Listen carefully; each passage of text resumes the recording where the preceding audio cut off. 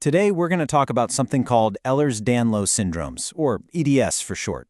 It's a group of conditions that are, well, they're complex, they're often invisible, and they're definitely misunderstood.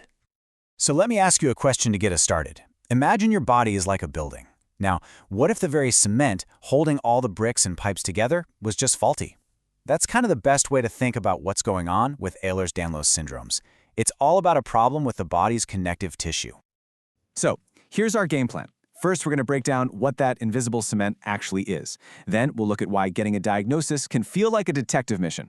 After that, we'll talk about the hope that's happening in research, and finally, what you can do to get involved right here in Canada. All right, first up, let's get into the nitty-gritty of the body's invisible cement, the connective tissue. Connective tissue is pretty much what it sounds like. It's the stuff that connects everything, gives it structure, and holds your entire body together. Think of it as the biological glue for your skin, your bones, your organs, literally everything. It's the framework that keeps you, you. So, when that cement has some issues because of genetic changes, you start to see these three classic signs of EDS. First, there's joint hypermobility. That's when your joints can move way beyond the normal range, which can lead to them being unstable and even dislocating.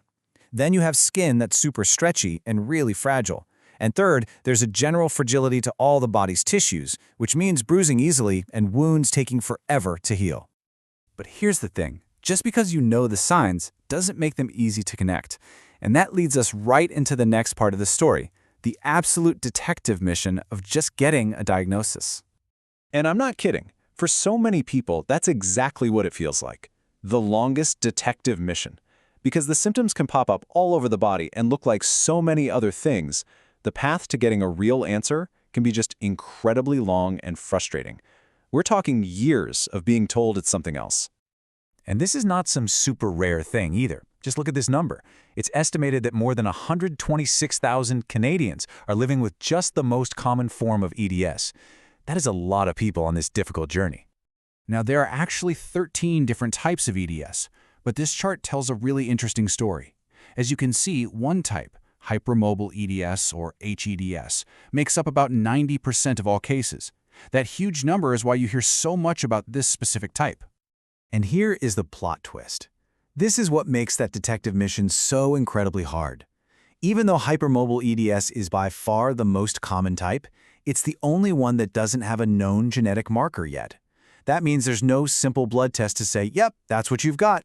The diagnosis has to be pieced together like a puzzle, based on a whole bunch of symptoms and criteria. But you know what? That mystery is being worked on. And that brings us to the really hopeful part of this, the global search for answers that's happening right now. Okay, let's be real for a second. Right now, there is no cure for the root genetic cause of EDS. But, and this is a huge but, that does not mean there's no hope. Not at all. The focus is all on management. Things like physiotherapy to help strengthen muscles and support those unstable joints, plus really good pain management plans, can make a world of difference. And the research community is on it. I mean, you've got the HEDS study, which is this massive international effort hunting for the exact genetic causes of hEDS. You've got other scientists looking for biomarkers, little clues in the blood or skin that could finally lead to a reliable test. It's all part of this big push to update our entire understanding of EDS by 2026. The bottom line is, progress is definitely being made.